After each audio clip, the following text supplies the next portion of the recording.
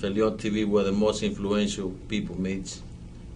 Felion, donde la gente más influenciada se encuentra en la tierra. Estamos ahora acá. Tenemos al general. We have here General 1 Star in our place, and it's a pleasure to have you here, sir. Pleasure to be here. Very, very happy to have him here. We would like to, as veterans, of course, we want to send out the best to all the veterans out there. This month, we did this veterans event. Councilwoman, great. Thank you for having me in that committee.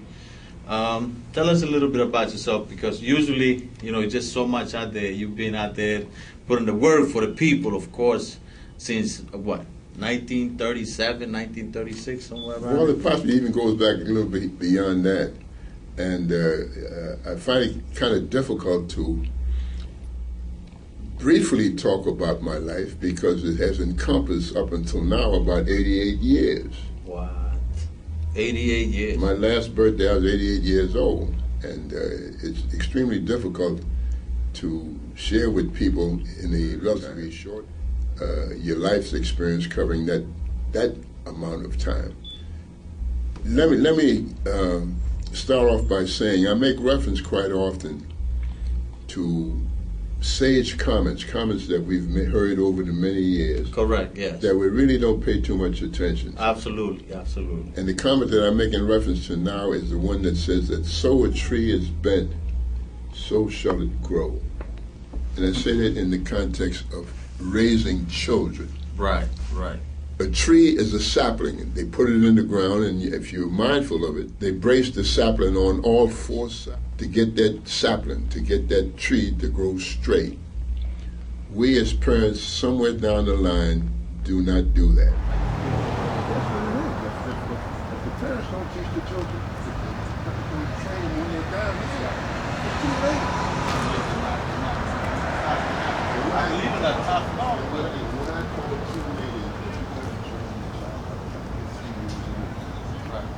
is lost. You hear this? You hear this? This is what I'm talking about. I said before, so a tree is bent, so shall it grow. You train your children early. You can't wait till they get 10, 15 years old. It's too late. This one goes to the mothers, man. If you want your kid to go straight to, listen, you have to give your kid a little tough love. We got a lot of these kids lost out there. You can't really blame them. Look at what you're doing at home. Look at what you're doing at home. You can't give him all this love. Oh no, my baby, this, that. No. You got to give him the tough love, because you know what? When he goes out there on his own, guess what he's going to do? He's going to choose the easy way out. A lot of sense. Estamos acá con el señor Jorge. Es un general con la estrella 1A. Y está en la militar desde el 1936. Y estamos hablando un poco de lo que es cómo crecer a un niño. Y pues se refiere, el ejemplo que él pone es que cuando se siembra un árbol, ese árbol para que pueda crecer tiene que saberlo mantener. Eso es lo que estamos hablando ahora. That was very good. I think that I'm on the history books living in the real world, which is it's a big issue. I think that most of us out there, society itself, living in the fake world. I used to say it was 70 to 80%, because most of the times we get manipulated by lies and we get controlled like that. So talking about these things means a lot to me also, because I think it's an educational process, and coming from you having this experience, I think is great.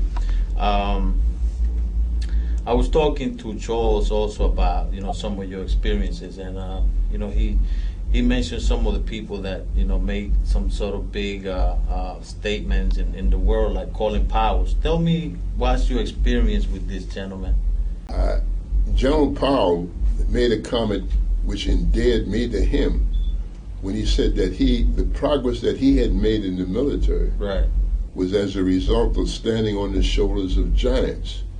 And right. I submit, because I'm 15 years older than him, and I had 15 years, I was commissioned 15 years before he was commissioned. Correct.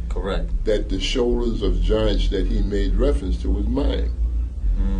Now that might sound self-serving, but think about it. Well, let's be realistic. This is what we're talking about, living in the real world, you know. So I definitely have to agree that this type of knowledge and you know, that you actually is talk. You know, we basically talk about more the experience and the educational process. So coming from you and talking about a gentleman that came in and started working with, you know, at the presidency, I think that it's important that people out there, especially the youth, you know, whatever you're bringing out to them right now, it is important because you're sending out a message also, you know.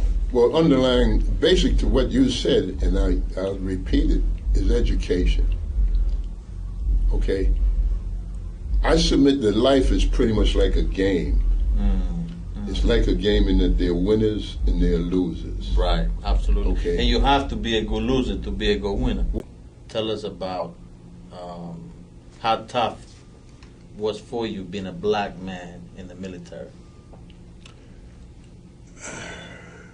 Well, it was tough and it wasn't tough. It wasn't tough because I was, to some degree, naive. I didn't realize that racism existed in the country. Tough. You're young. You don't grow up with that mindset. You know. Right. When it becomes apparent to you, of course, you get upset. But you have to realize that, as I stated a few moments ago, Right.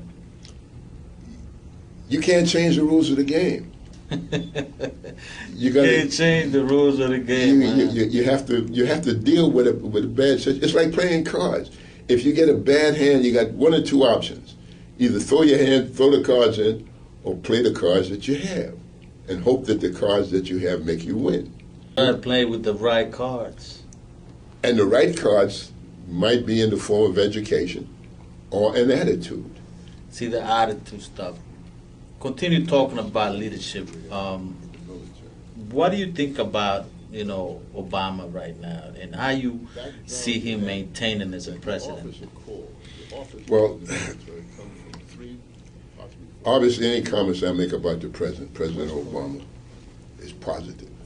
There's nothing that he can do that I would have any problems with. Pure and simple.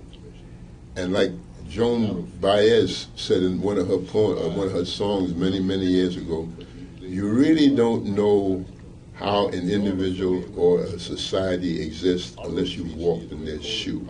Absolutely. Leadership is a lonely position, and you're damned if you do, and you're damned if you don't. You're trying to satisfy 3 or 4 million people.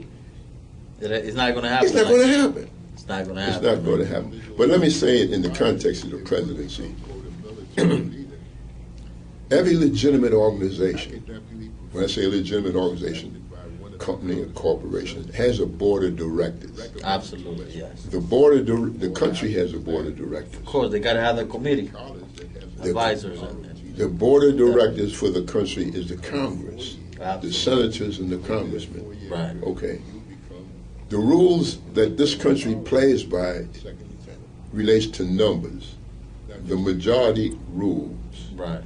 51% of anything, and that's where you go. The board of directors, if the Congress do not give you 51% support, you can't do a thing. Basically, what you're saying is that he got a lot to do. He got a lot of work to do with Congress to make sure he does the job and maintain the position.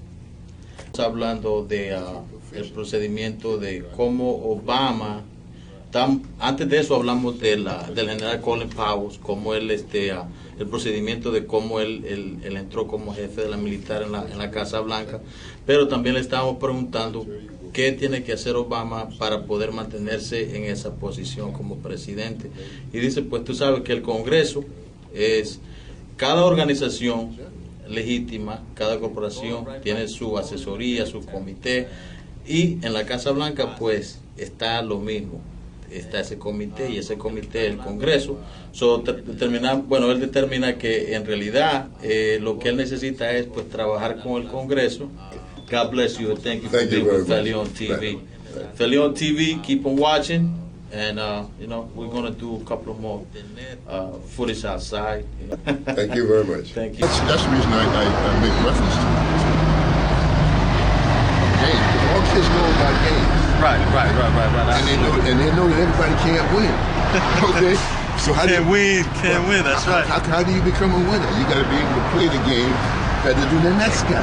Right. And that's life, man. And that's life. Life is a way where how you basically program your mind and be willing to go the extra mile, because that's what you basically did. You went for the extra mile. You know, that's what it boils down to. It's interesting. I find it interesting, and I do a lot of talking. Of course, man. I think that, you know, these youngsters out there, what they really need is that time, you know, having that advisory, just like everybody else do. Like we spoke about the committees and stuff like that, man. A lot of these kids do need that advisory. You know? Well, again, this is what I'm saying. You say kids, I say anybody younger than me. Youngsters.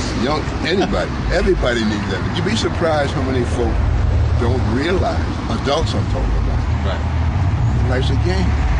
Life is a game, but you gotta play the cards right.